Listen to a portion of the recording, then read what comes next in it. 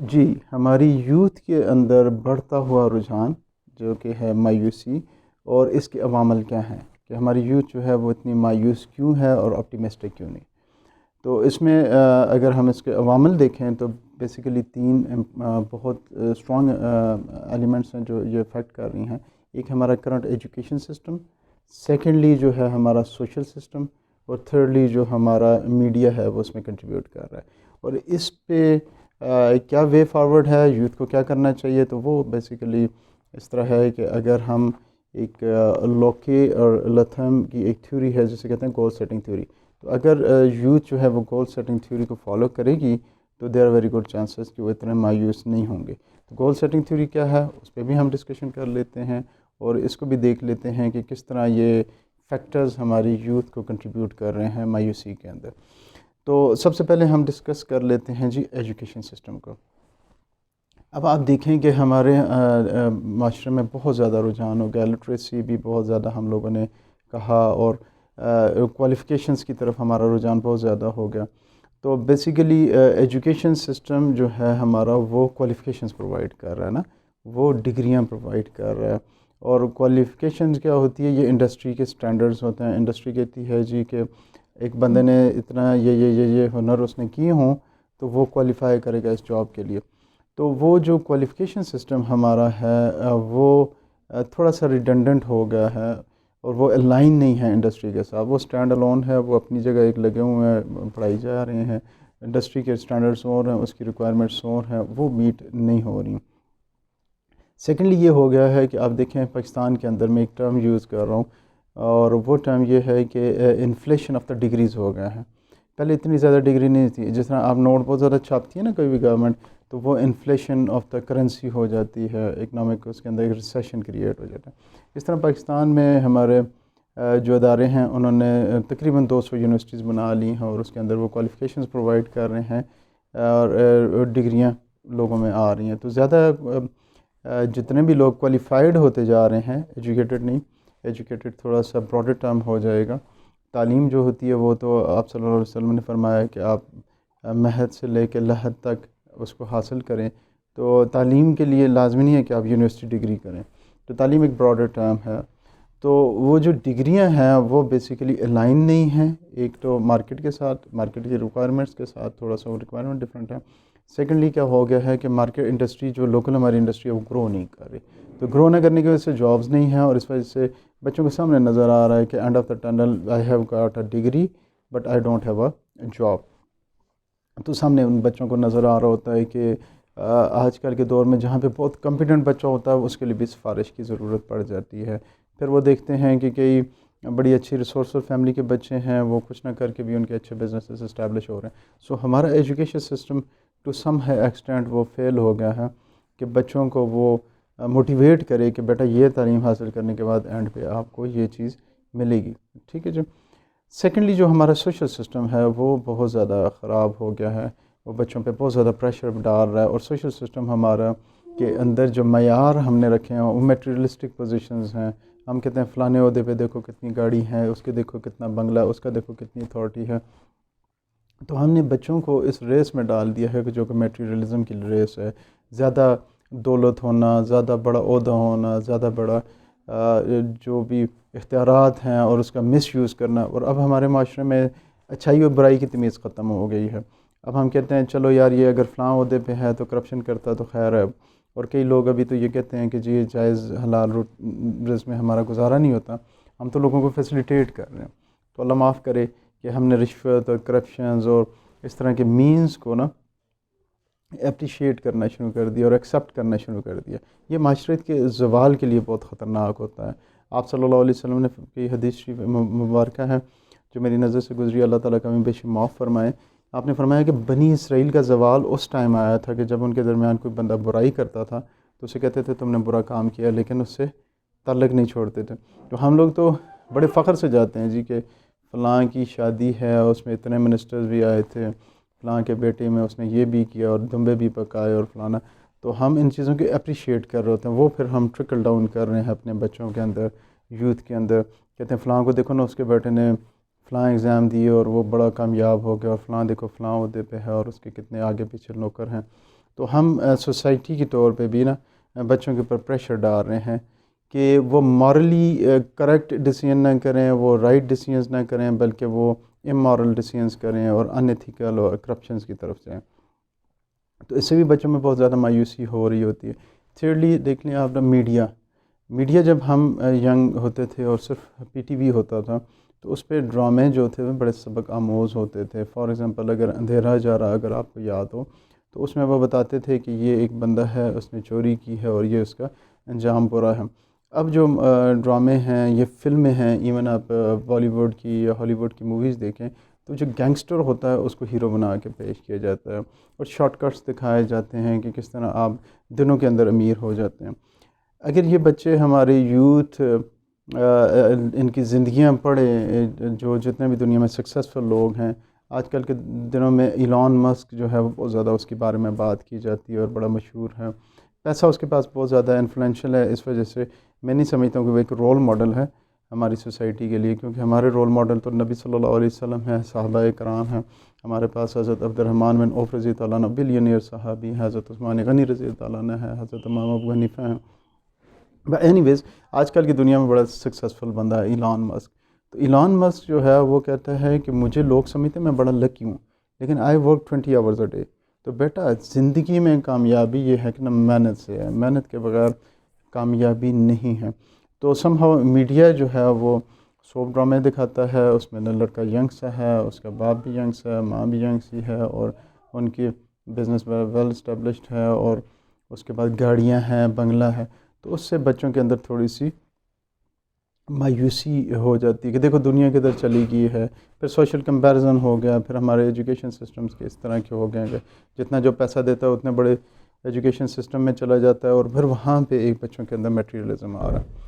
پھر ایک اور جو فیکٹر افیکٹ کر رہا ہے ہمارے بچوں کے اندر، جو مایوسی پھیلا رہا ہے، وہ بیسیکلی ٹائم ضائع کرنے کا ہے.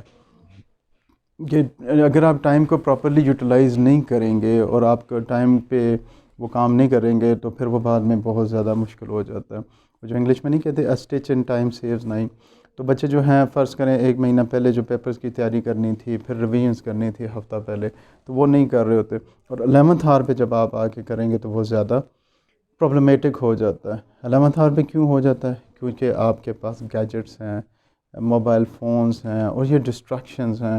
موبائل فونز کی ہمیں نارمز گھروں میں ڈیفائن ہونے چاہیے. بچوں کو بھی اپنے لیے خود اپنے لیے ڈیفائن کرنا چاہیے کہ میں نے کتنی دیر موبائل فون یوز کرنا ہے، اور پرپزفلی اپنے پاس رکھیں. اور پھر فرض کیا ڈیٹا آن کیا، 1 گھنٹے کا ٹائم رکھا، اس کے بعد بند کیا، اور اس کے بعد اپنی زندگیوں میں واپس چلے جائیں. تو اس کی وجہ سے پھر ایفرٹس نہیں ہو رہی ہیں. اس کا وے فارورڈ کیسے ہے جی؟ میں کس طرح اس کو گول سیٹنگ تھیوری کے ساتھ لنک کرنا چاہوں گا کہ ہمارے جو بچے ہیں بیسیکلی جو بگر پرابلم ہے وہ ہے کہ ان کے کوئی گولز ہی نہیں ہیں.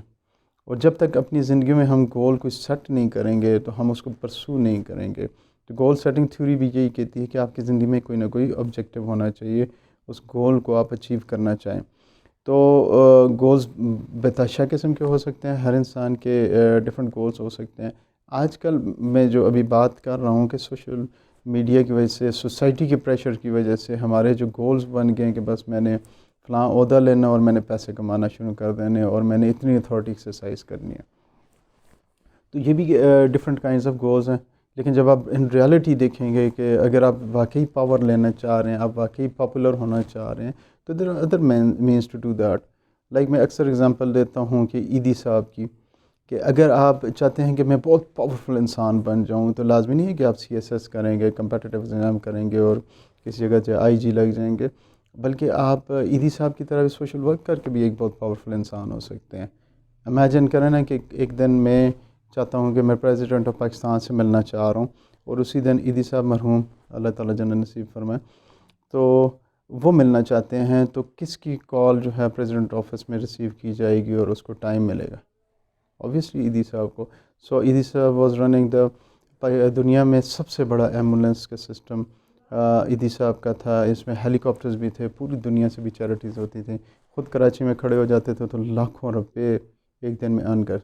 تو بیسک اگر آبجیکٹیو پاور ہے تو پاور اس طرح بھی ہے، خدمت خلق کر کے بھی کر سکتے ہیں، یا کہ ڈاکے مار کے بھی پاور حاصل کی جا سکتی ہے، یا کرپشن کے تھرو بھی ہو سکتی ہے، تو آبجیکٹیو آپ کا جو بھی ہے گول، اگر پیسہ کمانا ہے تو پیسہ تو میں وہ جس طرح صحابہ کرام رضی اللہ عنہ کا بتا رہا ہوں کہ پیسہ تو کمانا کوئی برائی بات نہیں ہے، پیسہ تو جتنا آپ کے پاس ریسورسز ہوں گے اتنا زیادہ آپ لوگوں پہ انویسٹ کریں گے۔ حضرت عمر رضی اللہ عنہ کے دور میں کتنی خوشحالی تھی، اس کے بعد حضرت عمر بن عبدالعزیز رضی اللہ عنہ کے دور میں کتنی خوشحالی تھی۔ تو جتنا آپ کے پاس پیسہ ہوگا، خوشحالی ہوگی، وہ تو بہت اچھی چیز ہے، اور یہ اللہ کی نعمتوں میں سے نعمت ہے۔ آپ اگر اس کو اچھے راستے پہ استعمال کرتے ہیں، زکوٰۃ میں لگاتے ہیں، چیریٹیز میں لگاتے ہیں، لیکن یہ گولز بھی آپ کو ڈیفائن تو کرنے پڑیں گے، ٹھیک ہے جی۔ سو گول سیٹنگ تھیوری جو میں آپ کو سمجھانا چاہ رہا تھا، جس کے لیے ساری تمہید میں نے باندھی ہے، وہ کیا ہے کہ لوکی لیتھم نے 1990s کے اندر یہ ایک بک چھاپی تھی، اور theory of goal setting task performance کے اوپر، ٹھیک ہے جی۔ تو انہوں نے کہا تھا کہ بچے یہ اپنے پاس یہ گولز آپ کس طرح ڈیفائن کریں، اور بیسیکلی انہوں نے 5 کرائٹیریاز دیے تھے کہ گول آپ کے پاس کس طرح ہونے چاہیے۔ ایک تو اس کی کلیئرٹی ہونی چاہیے کہ میں کیا کرنا چاہ رہا ہوں، اور اس میں سب سے اہم چیز جو میں نے دیکھی ہے کہ جب لوگ اپنے پاس اپنا گول لکھ لیتے ہیں تو پھر اس کے ساتھ کمٹمنٹ آنر کرتے ہیں۔ دنیا میں جتنے بھی کامیاب ترین لوگ ہیں انہوں نے اپنے گولز اپنے پاس لکھے ہیں، تو آپ لازمی اپنے پاس اپنا گول لکھ لیں، جو آپ بننا چاہ رہے ہیں، جو آپ کرنا چاہ رہے ہیں زندگی میں، جو بھی بننا چاہ رہے ہیں، ٹھیک ہے۔ ایک تو یہ کلیئرٹی، تھوڑا سا گولز پہ سوچیں گے نا تو پھر آپ ان چیزوں سے نکل جائیں گے، اتنا پیسہ ہو، اتنا بنگلو، پھر آپ ریئل گولز کی طرف سوچنا شروع کر دیں گے۔ تو کلیئرٹی بہت امپورٹنٹ ہے کہ آپ کے گول کیا اچیو کرنا چاہ رہے ہیں، ٹھیک ہے جی۔ دوسرا، آپ جو کریں وہ گولز تھوڑے سے چیلنجنگ ہوں، اگر یہ نہ ہو کہ آپ بس نارمل سا، بعض بچے ہوتے ہیں نا ان کے اندر بہت کمپیٹنسی، بعض دفعہ میں نے دیکھا ہے کہ اسکول کے اندر، کالجز میں کچھ بچے تو بیسیکلی نالائق ہوتے ہیں کہ وہ پڑھتے نہیں ہیں، توجہ نہیں دیتے۔ بعض بچے ایکسیپشنلی بہت لائق ہوتے ہیں اور ان کو اتنا تھوڑا ٹاسک دیا جاتا ہے کہ اس کی طرف توجہ نہیں دیتے، کہتے ہیں یار یہ تو میں کر لوں گا، وہ ایک دن بیٹھ کے پڑھ لیتے ہیں۔